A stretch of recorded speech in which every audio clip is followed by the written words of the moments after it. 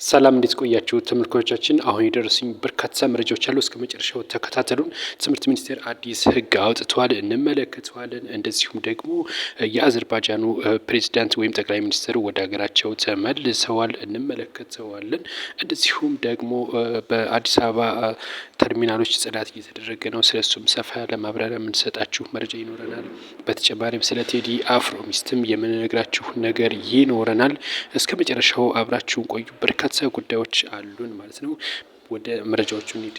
የመጀመሪያው መረጃችን የሚሄደው ለሴት ብቻ አዲስ መመሪያ ወጥቷል። ለሴት ተማሪዎች ብቻ ነው። ሴቶች ጥፍር ማሳደግ ወይም መሰራት፣ ጸጉርም ቀለም መቀባት፣ እንደዚሁም ደግሞ አላስፈላጊ ጌጣጌጦችን ማድረግም መከልከሉን የትምህርት ሚኒስቴር አስታውቋል። የትምህርት ሚኒስቴር እንግዲህ ከሰሞኑ በርካታ ጉዳዮችን እያነሳ ይገኛል። በሴት ተማሪዎች እንደዚሁም በትምህርት ቤት ዙሪያ እስከ 150 ሺህ ብር የሚያስቀጣ ቅጣትም ማውጣቱ ይታወቃል። ቫላንታይን ዴይ፣ ከለር ዴይን ጨምሮ እንደታገዱ ነው የተነገረው።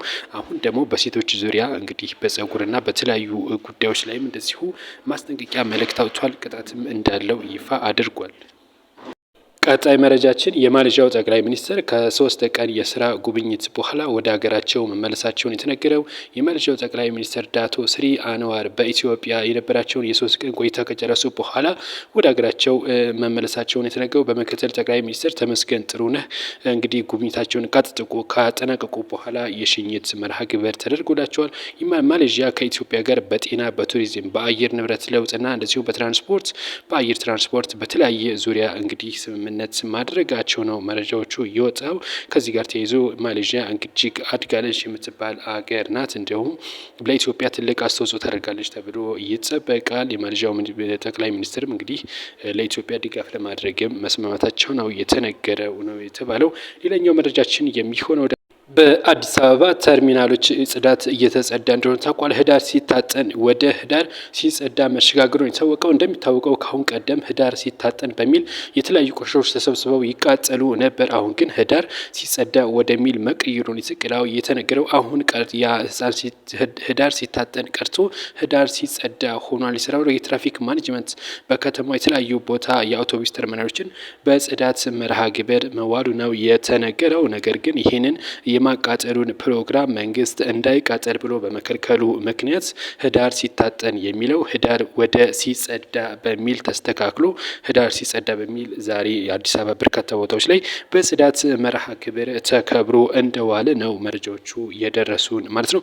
ሌላኛው መረጃችን የሚሆነው በዛሬው ዕለት በአዘርባጃን ሪፐብሊክ የመከላከያ ሚኒስቴር የተመራ ልዑክ ኢትዮጵያ መግባቱን የተነገረው። ኢትዮጵያም ከገባ በኋላ ከኢትዮጵያ የመከላከያ ሚኒስቴር ጋር ከፍተኛ ውይይት እንዳደረጉን የተነገረው። በአዘርባጃን እንግዲህ በሪፐብሊክ የሆነችው በአዘርባጃን ሪፐብሊክ የመከላከያ ሚኒስቴር ከኢትዮጵያ ጋር ከፍተኛ የሆነ ስምምነት አድርገዋል። በወታደራዊ እንደዚሁም ደግሞ በተለያዩ የጦር መሳሪያዎች ግዢና እንደዚሁም ደግሞ ሽያጭ ዙሪያም ከፍተኛ ውይይት እንዳደረጉ ነው መረጃዎቹ ጠቅሶ ሰፋ ያለ መረጃ ካለ በዚህ ጉዳይ እንመለሳለን። ሌላኛው መረጃችን የሚሆነው መነጋገሪያ የሆነችው ከሰሞኑ ተወዳጁ አርቲስት የቴዲ አፍሮ ባለቤት አመለሰት ሙጬ ናት። አመለሰት ሙጬ ጉዳይ በርካታ ውዝግብ እየወጣ ይገኛል። በምስሉ ላይ የምትመለከቱትን ፎቶ ፖስት ካደረገች በኋላ የልጆች እናት ሆና ጭንን ማሳየት እንዴት ተፈቀደ? ይሄ ባህላችን አይወክልም የሚል አስተያየት እየሰጣት ይገኛል።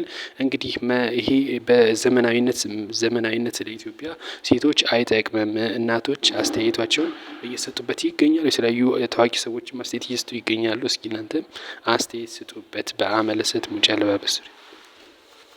ሌላኛው መረጃችን የሚሆነው ደግሞ ቱርክ ነው። ቱርክ እንግዲህ ኮፕ 31ን እንደምታዘጋጅ ይፋ ሆኗል። ኮፕ 31 እንግዲህ በቱርክ ከተማ ይዘጋጃል ማለት ነው። በበርካታ ሺዎች የሚሳተፉበት የዓለም አቀፍ የአየር ንብረት ለውጥ ነው። ይህንን ጉባኤ እንግዲህ ኢትዮጵያ ኮፕ 32ን እንደምታዘጋጅ ያው ታመርጣለች ማለት ነው።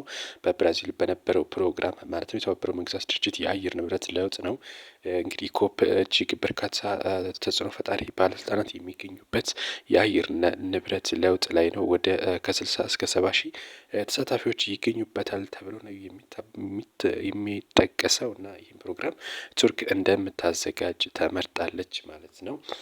ሌላኛው መረጃችን የሚሆነው ደግሞ እንግዲህ በምስሉ ላይ የምትመለከቷቸው ማለት ነው አንጋፋው አርቲስት ናቸው። እነዚህ አርቲስት እንግዲህ ከአዶናይ ጋር ግንኙነት ፈጥረው መኪና ሊገዛላቸው እንደሆነ ነው የታወቀው። እነዚህ አርቲስት እንግዲህ ጋሽ ሰለሞን ይባላሉ። በበርካታ ፊልም የምናውቃቸው ናቸው። በእግራቸው ሲሄዱ አንድ ቪዲዮ ተለቆ ነበረ። በዛም በቪዲዮ ምክንያት ነው እንግዲህ በበርካታ ቫይራል ወጥቶ ነበር ያ ቪዲዮ ታክሲ ሲሳፈሩ ማለት ነው። ከዚህ ጋር ተያይዞ ነው እንግዲህ በርካቶችም መኪና ለምን አይገዛላቸውም፣ ቻሌንጅ ለምን አልጀመረም በማለት ነው እንግዲህ አሁን ቻሌንጁ ኦልሬዲ ተጀምሯል ነው የተባለው።